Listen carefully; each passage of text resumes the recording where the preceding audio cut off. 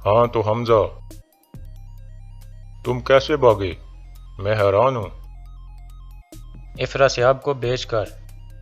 मैंने गुंदोगदो को बताया कि इफ्रासियाब एक गद्दार है।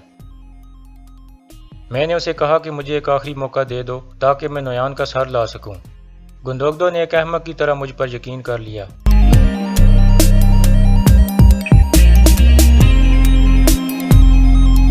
दुमरुल भाई, क्या हुआ?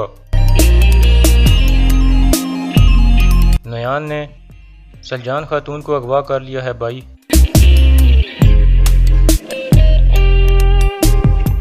अस्सलाम वालेकुम नाज़रीन। इस किस्त के आगाज़ में अर्तुल और उसके साथी जा रहे थे कि रास्ते में उन्होंने देखा कि एक ज़ख्मी आदमी भाग रहा था और उसके पीछे कुछ आदमी लगे होते हैं। इतने में अर्तुल वहां पहुंचता है और एक आदमी को मार देता है और दूसरे से पूछता है कि तुम क्यों इस ज़ख्मी आदमी पर हमला कर रहे हो। वो आदमी कहता है ये तुम्हारा मसला नहीं है और बुलंद आवाज़ में कहता है हमला करो। इसके बाद कुछ और आदमी एक तरफ से निकल आते हैं और हमला करने के लिए आगे बढ़ते हैं, लेकिन इसी दौरान अर्तुल के साथी भी आ जाते हैं और दोनों ग्रुपों में लड़ाई शुरू हो जाती है। थोड़ी देर लड़ाई के बाद अर्तुल और उसके साथी तमाम आदमियों को मार देते हैं। इसके बाद वो जख्मी आदमी के पास जाते हैं। अर्तुल कहता है बताओ भाई वो तुमसे क्या चाहते थे? वो आदमी कहता है मुझे मदद चाहिए, उन्होंने सबको मार दिया है, मेरे शेख और दरवेशों को भी उनसे खतरा है। अर्तुल कहता है कौन है वो और उन्हें क्यों मारना चाहते हैं और तुम कौन हो? वो आदमी कहता है मैं एक पेशावर माहिर हूँ, हम उस्ताद किरमानी के साथ सफ़र कर रहे थे, मैं पीछे रह गया क्योंकि मैंने एक अमानत किसी तक पहुंचानी थी। मेरा शेख सफ़र में है और मुझे डर है कि इन जालिमों का दूसरा टोला उनको भी कत्ल कर देगा। अर्तुल कहता है लेकिन वो जालिम लोग कौन हैं? वो आदमी कहता है आप ये जान चुके हो कि वो जालिम लोग हैं, बस यही काफ़ी है, अल्लाह के लिए मेरे शेख को बचा लो। अर्तुल फौरन अपने साथियों से कहता है चलो चलें, और फिर वो सब अपने घोड़ों की तरफ बढ़ते हैं। दूसरी तरफ तानगुत और उसके साथी सलजान और दुमरुल को लेकर नोयान के डेरे की तरफ बढ़ रहे होते हैं। रास्ते में एक जगह सलजान अपनी रस्सी खोल लेती है और मंगोल सिपाही को धक्का देकर भागने लगती है, लेकिन थोड़ी दूर जाकर वो गिर जाती है और तानगुत आकर उसे दोबारा पकड़ लेता है।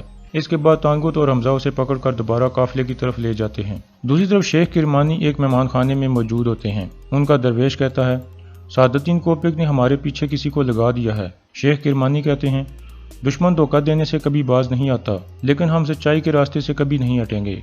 अब हमें हर शहर में मुनज़्ज़म होना होगा, हमें अपनी ज़मीनों को साइंस के जरिए बेहतर बनाना होगा और इसके लिए हमें तमाम शुबों से आदमी दरकार होंगे।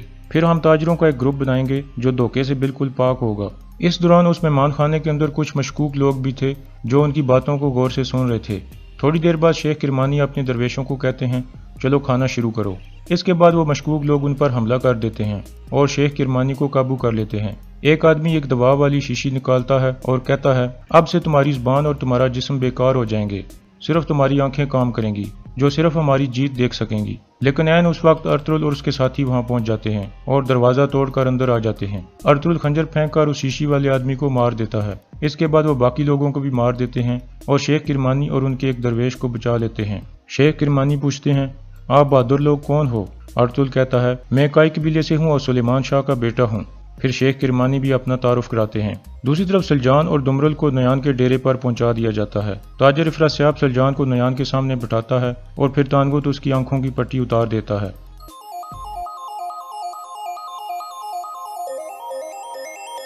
कौन है ये? सलजान, गुंदोगदो की बीवी। तुम उस औरत को मेरे पास ले आए हो जिसको गुंदोगदो ने छोड़ दिया है? इसके बाद इफ्रासियाब कहता है गुंदोगदो इसे नहीं छोड़ेगा नोयान। नोयान कहता है अगर गुंदोगदो इसके लिए नहीं आया तो मैं तुम्हें कुत्तों के आगे डाल दूंगा। सलजान कहती है क्या तुम मंगोलों का पालतू कुत्ता नोयान हो? नोयान उसे थप्पड़ मारता है और कहता है ये तुम्हारा काई कबीला नहीं है। सलजान उसके मुंह पर थूक देती है। फिर तानगुत अपने सिपाहियों को कहता है इसको यहाँ से ले जाओ। फिर मंगोल सिपाही उसे पकड़कर एक तरफ ले जाते हैं और उसके मुंह में पट्टी डाल देते हैं। फिर इफ्रासियाब कहता है मैं हमजा को भी अपने साथ लाया हूँ नोयान। नोयान कहता है उसे अंदर लाओ। फिर हमजा नोयान के सामने आता है। नोयान कहता है आओ आओ मेरे वफादार सिपाही बैठो। फिर नोयान उससे पूछता है हाँ तो हमजा, तुम कैसे भागे? मैं हैरान हूँ।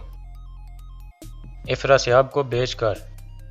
मैंने गुंदोगदो को बताया कि इफ्रासियाब एक गद्दार है। मैंने उसे कहा कि मुझे एक आखिरी मौका दे दो ताकि मैं नोयान का सर ला सकूं। गुंदोगदो ने एक अहमक की तरह मुझ पर यकीन कर लिया। इसके बाद नोयान कहता है बहुत अच्छे हमजा, तुमने वही किया जिसकी मुझे उम्मीद थी। اس کے بعد تانگوت کہتا ہے میرے پاس بھی ایک تحفہ ہے تمہارے لیے نویان۔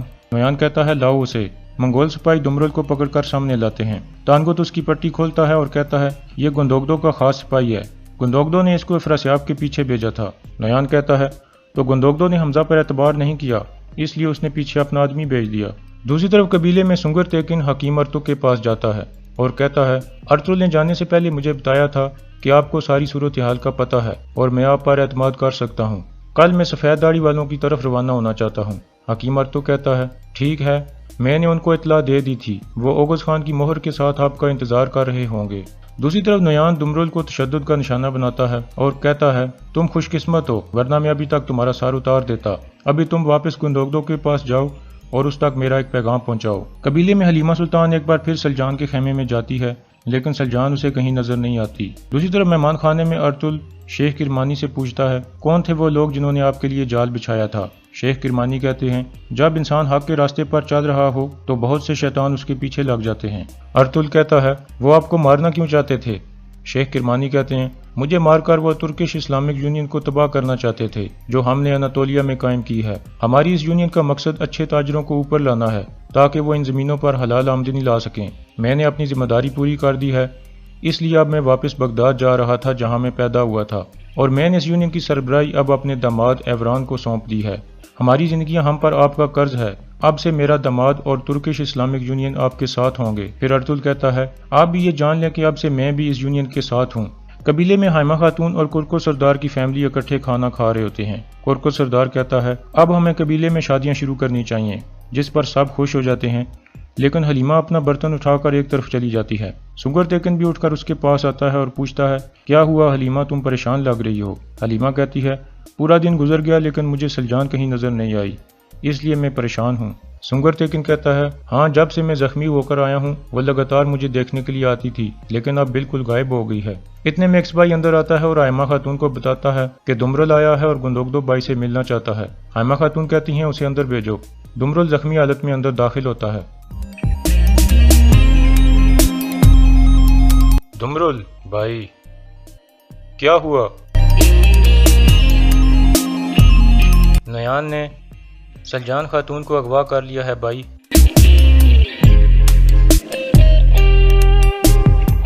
پھر دمرل ان کو سارا واقعہ سناتا ہے اور کہتا ہے نویان نے مجھے آپ کے لیے ایک پیغام بھیجنے کے لیے چھوڑ دیا ہے۔ گندوگدو پوچھتا ہے کیا پیغام ہے؟ دمرل کہتا ہے پیغام صرف آپ کے لیے ہے۔ اس کے بعد گندوگدو اسے اکیلے میں ایک طرف لے جاتا ہے۔ دمرل کہتا ہے نویان نے کہا ہے کہ وہ سلجان کو لے کر اکیلا جیہنہ وادی میں آئے گا اور سلجان کے بدلے میں وہ آپ سے ایک امانت لینا چاہتا ہے جو سنگر تیکن کے پاس ہے۔ گندوگدو کہتا ہے امانت کیا ہے؟ دمرل کہتا ہے یہ اس نے نہیں بتایا اور اس نے کہا ہے کہ اگر آپ اکیلے نہ گئے تو وہ سلجان خاتون کو مار دے گا۔ گندوگدو کہتا ہے میں سمجھ گیا، تم اس بات کا کسی سے ذکر مت کرنا۔ گندوگدو باہر آتا ہے اور حائمہ خاتون اس سے پوچھتی ہیں نویان کیا چاہتا ہے؟ گندوگدو کہتا ہے وہ ایک چیز لینا چاہتا ہے جو سنگر تیکن کے پاس ہے۔ سنگر تیکن کہتا ہے میں اس بے ایمان آدمی کو کوئی چیز نہیں دوں گا۔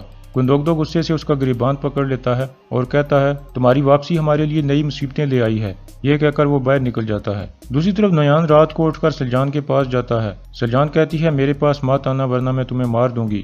نویان کہتا ہے مجھے دو خوشبوئیں بہت اچھی لگتی ہیں، ایک خون کی اور دوسری عورت کی۔ اس کے بعد وہ سلجان کی طرف بڑھتا ہے لیکن پیچھے سے حمزہ اسے آواز دیتا ہے اور کہتا ہے اگر گندوگدو کو پتہ چل گیا کہ تم اس کے قریب گئے تھے تو وہ تمہیں مہر نہیں دے گا۔